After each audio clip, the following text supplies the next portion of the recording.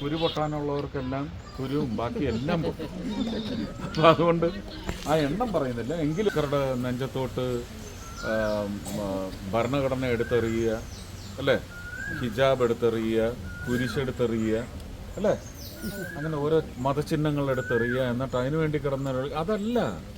അപ്പോൾ ഇത്തവണ എല്ലാവരും കൂടി ഒത്തുകൂടി കഴിഞ്ഞ പ്രാവശ്യം ഉണ്ടായ കേടുപാടൊന്നും സംഭവിക്കാതെ സൂക്ഷിക്കണം എന്നാണ് ആദ്യം അഭ്യർത്ഥിക്കുന്നത്.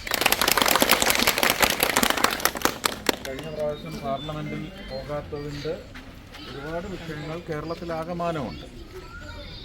ഒരു ഭരണം നിങ്ങൾക്ക് നിങ്ങൾക്ക് വിശ്വസിക്കാവുന്ന ഒരു വ്യക്തിയുടെ കയ്യിലെത്തി അത് രാജ്യം മുഴുവൻ അതിൻ്റെ ഗുണം അനുഭവിക്കുന്നു എന്ന് നിങ്ങൾക്ക് ബോധ്യമായ സ്ഥിതിക്ക് അതിൻ്റെ തുടർച്ച ഇതിന് മുമ്പത്തേക്കാളും ശക്തമായി വരും എന്ന ഒരു ഉറപ്പ് രാജ്യം മുഴുവൻ മുഴങ്ങി കേൾക്കുമ്പോൾ ആ പാളയത്തിൽ ചെന്ന് ചേരുന്ന ഒരാളെ തിരഞ്ഞെടുക്കണം കേരളത്തിൽ നിന്ന്. അങ്ങനെ എത്ര പേരെന്നൊന്നും എണ്ണം പറയുന്നില്ല. അപ്പോൾ തന്നെ കുരു പൊട്ടാനുള്ളവർക്കെല്ലാം കുരുവും ബാക്കി എല്ലാം പൊട്ടും. അപ്പം അതുകൊണ്ട് ആ എണ്ണം പറയുന്നില്ല. എങ്കിലും ഭരണപക്ഷത്തോട് ചേർന്ന് നിൽക്കുന്ന കേരളത്തിലേക്ക്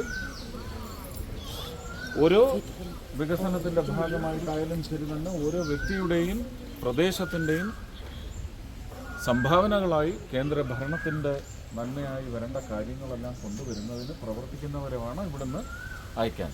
അല്ലാതെ സ്പീക്കറുടെ നെഞ്ചത്തോട്ട് ഭരണഘടന എടുത്തെറിയുക, അല്ലേ, ഹിജാബ് എടുത്തെറിയുക, കുരിശെടുത്തെറിയുക, അല്ലേ, അങ്ങനെ ഓരോ മതചിഹ്നങ്ങൾ എടുത്തെറിയുക, എന്നിട്ട് അതിനു വേണ്ടി അതല്ല. ഒരു പാർലമെൻറ്റേറിയൻ എന്ന് പറയുന്നത് അതല്ല. അപ്പോൾ നമ്മൾ വോട്ട് വാങ്ങിപ്പോയി ആ വോട്ട് തന്ന ജനതയോടൊരു കർത്തവ്യം നിർവഹിക്കാനുണ്ട് എന്ന് തോന്നിയെങ്കിൽ ആ കർത്തവ്യം നിർവഹിച്ചതിൻ്റെ മേന്മ എത്ര? കഴിഞ്ഞ 5 വർഷം, അതിനു മുമ്പത്തെ 5 വർഷം, അത് 2 കക്ഷികളുമാണ്.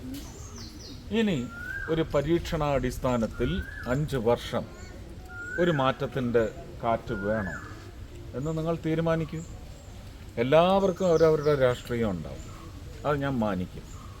ആരും ആ രാഷ്ട്രീയം വിട്ട് പുറത്തേക്ക് വരണ്ട. പക്ഷെ വോട്ട് ചെയ്യുമ്പോൾ അത് രാഷ്ട്രീയത്തിന് വേണ്ടി ആവരുത്, രാഷ്ട്രത്തിന് വേണ്ടി മാത്രമായിരിക്കും.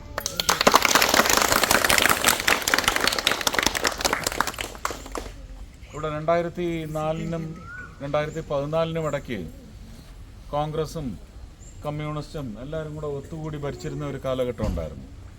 ആ സമയത്ത് കേരളത്തിൽ നിന്ന് 7-8 പേരൊക്കെ കേന്ദ്രമന്ത്രിമാരായിരുന്നു. അവരെ കൊണ്ട് അന്ന് സാധിക്കാത്ത 2 കാര്യങ്ങൾ ഞാൻ പറയാം. 39 വർഷം പഴക്കമായ, 41 വർഷം പഴക്കമായ കൊല്ലം ആലപ്പുഴ ബൈപ്പാസുകൾ അവർക്ക് പൂർത്തീകരിക്കാൻ സാധിച്ചില്ല. കേന്ദ്രമന്ത്രിമാരാണ്, MP-മാരല്ല കേട്ടോ, കേന്ദ്രമന്ത്രിമാരാണ്. 6, 7, 8 പേരൊക്കെ ഉണ്ടായിരുന്നു. അതേ ബൈപ്പാസുകൾ പൂർത്തീകരിക്കാൻ 2018-ൽ ഒരു നരേന്ദ്രമോദി വേണ്ടി വന്നുവെങ്കിൽ നരേന്ദ്രമോദിയും നരേന്ദ്രമോദിയുടെ കൂടെ നിൽക്കുന്ന അദ്ദേഹത്തിൻ്റെ MP-മാരുമാണ് ഈ രാജ്യത്തിൻ്റെ ശക്തി. കേരളത്തിനും അവർ നൽകിയ ബലമാണ്. ഫോട്ടോ നമുക്ക് ഒന്ന് ഒഴിവാക്കാം.